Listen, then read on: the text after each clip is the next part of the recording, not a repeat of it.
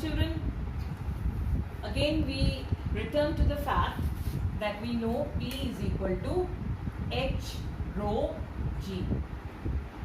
Now, why I am writing this again? We know that for a liquid at rest, the pressure difference, if you have this liquid, then the pressure difference between 2 points will be given by this relationship.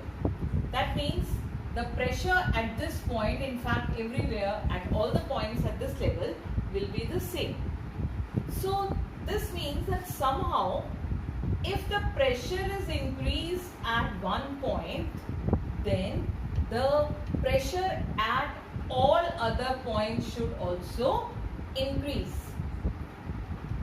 So this means that why should it increase? Because the pressure difference should remain the same. It is not possible to have more pressure at this point and less pressure at this point, because pressure at all the points will be given by this. So if we increase pressure at one point, it will simultaneously increase at all other points also.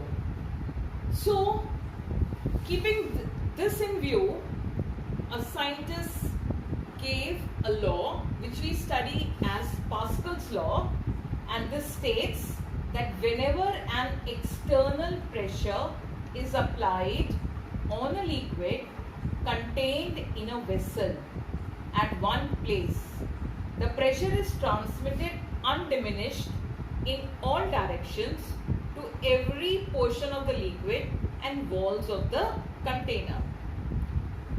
See, if you see that there is a sphere, this is a ball, and it has got 4 openings in 4 different directions, and they are fitted with a piston.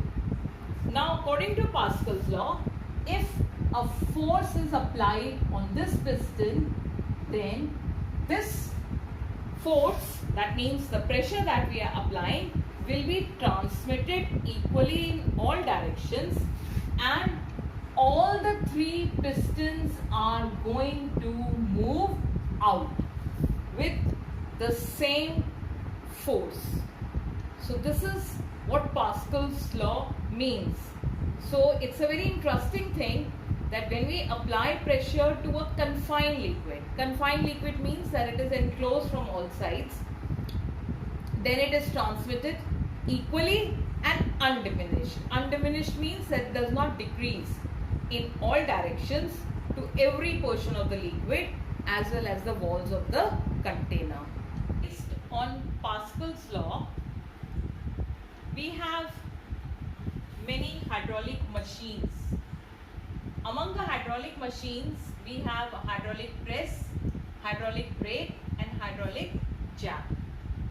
Now, all these machines are based on a principle that a small force applied on a small piston is transmitted through a liquid so as to produce a large force on a bigger piston.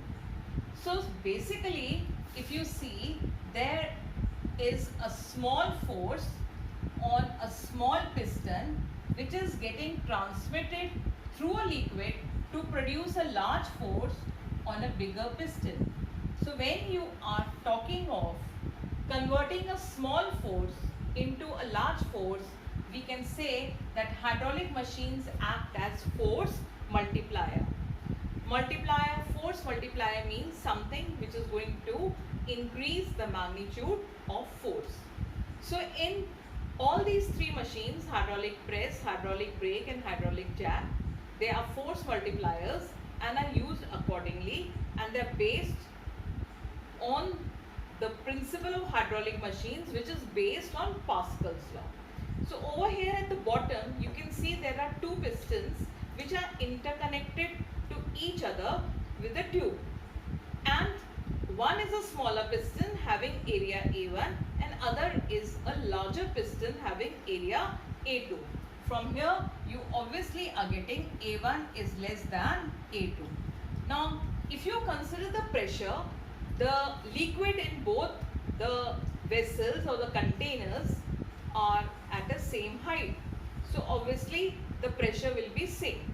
If you apply pressure on this, that pressure will be given by F1 upon F1 upon A1.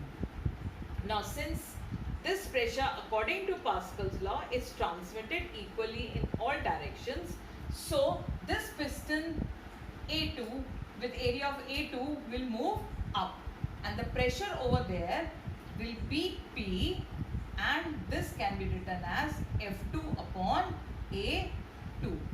Now children, A1 is less than A2. So for this equation to be justified, obviously F2 will be greater than F1.